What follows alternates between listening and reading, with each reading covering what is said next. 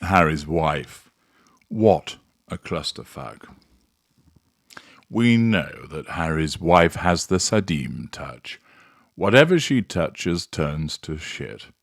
And at the present time, she is coming under sustained pressure as a consequence of the loss of the Spotify contract, an ultimatum being issued by Netflix, a paucity of other offers being on the table. All that she's managing to dole out is the repeated tripe from People.com, Tatler, Marie Claire, Cosmopolitan, and of course, Hello, in order to dredge up the past to try and shore up the crumbling empire. But it isn't working. The barbarians are at the gate.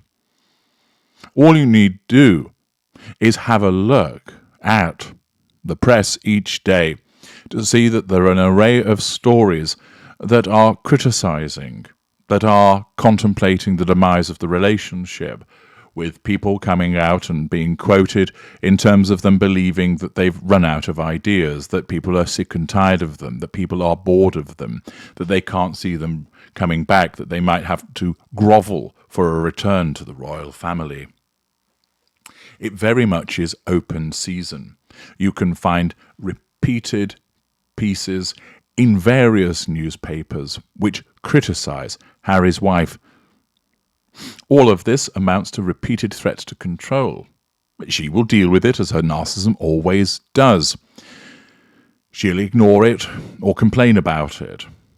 However, she's not going to take it head on.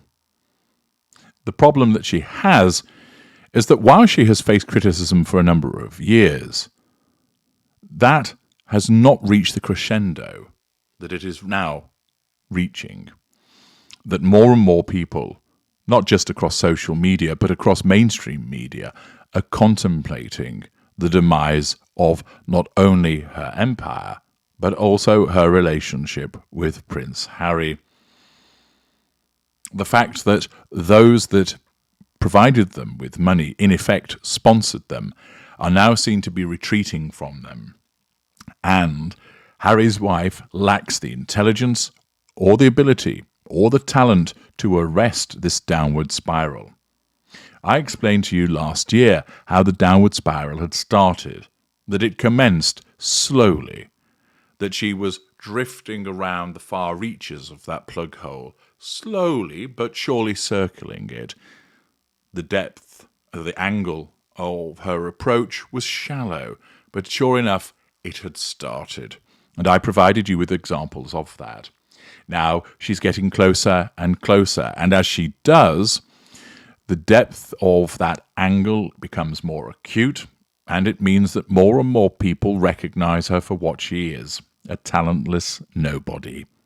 Furthermore, they see her as divisive, and the more people that see her as divisive, the more divisive that she becomes, and the more difficult it becomes to place her with something meaningful.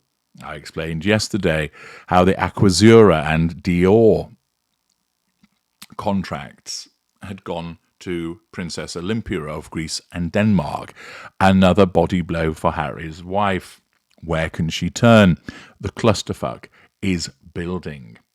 But amongst all of this, it provides us with a useful opportunity for a reminder of the nonsense that she engages in taking the piss out of the way that she presents herself. Hatred is a strong word. Anger is one also, and I know that Harry's wife angers many of you with her behaviour, her disrespect, her failure to follow protocol, her grasping manner, her rudeness, her bullying, etc. But there is one thing that's even stronger than it comes to anger, and that is ridicule. Sure, she's still being talked about and it provides her with fuel, but a narcissist absolutely hates to be ridiculed. When you're angry with a narcissist, many narcissists get off on that. They will feed on your anger, pleased that you're reacting in the way that you are, that we have got to you. But with ridicule, although it's still fuel, it is that challenge fuel, and the narcissist hates it. The narcissist sees themselves in a very serious light, very important, And it's only the most evolved narcissists that are able to deal with ridicule by simply laughing at it and moving on. Often they're not ridiculed to begin with because there's very little to ridicule, but where it does happen, they take it in their stride, full in the knowledge that they are superior to the individual that is ridiculing and making a note to self, I will get them later. But Harry's wife doesn't have that ability, and therefore ridicule really gets to her. We saw this with what happened in relation to South Park, and therefore it is entirely apt that we now provide her with a fresh dose of ridicule. So strap in and be entertained. Now, here I am, really excited to show you all a picture of Harry's wife jerking off somebody else from the cast of Suits. Hi, I really enjoyed that. It was so good. Now, what I want to know is that you're someone who's come here today and basically your hair looks shit. I'm so sorry. I tried to put it through a cheese grater, but look what happened.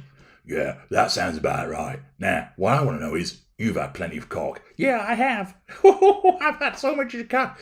Yeah, I've heard you've had tons of cock. Tell us about it. Well, they're really big, huge, big round balls, and yeah, I've taken a lot of them. Yeah, I can well imagine you have. Now, what I also want to know about is the fact of somebody like you. Don't look coy, because we all know you're not coy, so stop trying that on. It doesn't wash. What I want to know is, you're a yacht girl. Well, no, I can't really tell. And you see on the screen, I'm an actress, yada, yada, yada. And I've got lots of teeth. Lots of teeth. Can you see my teeth? Yeah. There was this cock, it was about, I don't know, a foot long, and I tried to tackle it, but I did my best with it.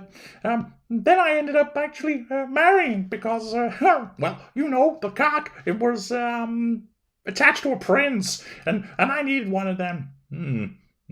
No, I did, honestly. You must understand me, surely. No, but in all honesty, the thing I find best is that it's meeting people on yachts. No, seriously, you did that, did you?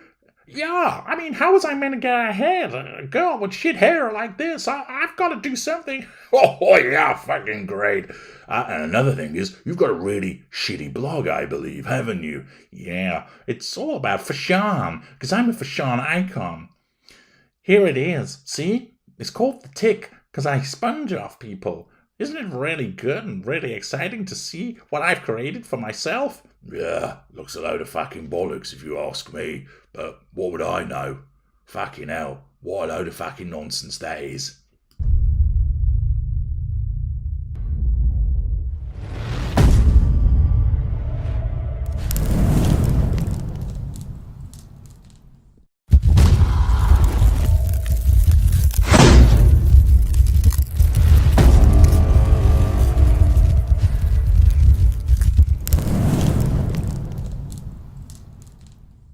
It's important, as I see it in my authenticity, that I wave my hands around to emphasize the organic weight of my truth. Waving right and the left makes me say more in the moment. And, well, more hand waving needed. You smell like tacos. I can't smell anything, as I have a new nose. I'm thinking, like, of my blog, The Tick, of bringing out a series of fragrances. Smell like me. What smells do you think you guys should be having in it? You know, I was thinking you should go for a heady mix of pine car freshener, Deo babysitting and chip fat. Really suit you. Pine or mist? Definitely pine. You? I prefer tar. You know rancid trainers would work really well. Oh, here's the Tig again. Christ, that is fucking dull, isn't it? You know, if I close my eyes and then look slightly deranged, I can set your trousers on fire. Can you feel the heat? Yeah, there's a certain scrotal warmth there. Right, and if I squint at you, I'm able to read your mind. Yours too, and that helps me gurn. Really centers me. I should imagine the fact that I've better legs than you really hurts. You know, by looking down, I'm channeling the ghost of Princess Diana. That's right, she's got tiny, tiny feet. Personally, I once ate soup out of her left shoe, and it was oxtail with brown bread squares, really meaty. Has anyone drank from your shoe?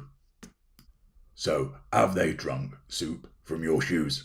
Left or right? Oh, I'm not that interested now. What I want to know is, who the fuck is this? That's me looking sexy, using my new book, Suit Sexy. So, unbuttoned shirt sexy, no sleeves sexy, and then, if you watch, sleeves sexy. Hot as hell, don't you think? I look so good, so sexy. There's nothing for me, love. Really? I guess you're lacking in some way. Have you tried magnesium and zinc? We use them in this scene. And here, in the next scene, you'll see, I'm talking to Blondie, telling her I lost my vibrator, but then I find it again. In this scene. Bzzz.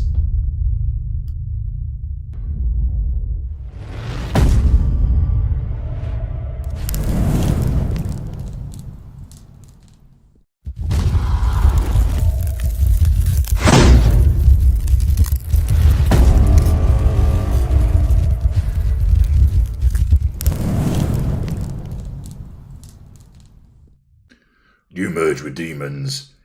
Yes, I have. I gain new powers, including the ability to wave my hands around like a pissed up ninja. But they couldn't sort my hair out, which has led to some major diplomatic issues in Australia. You know, so bad. Must hurt, yeah?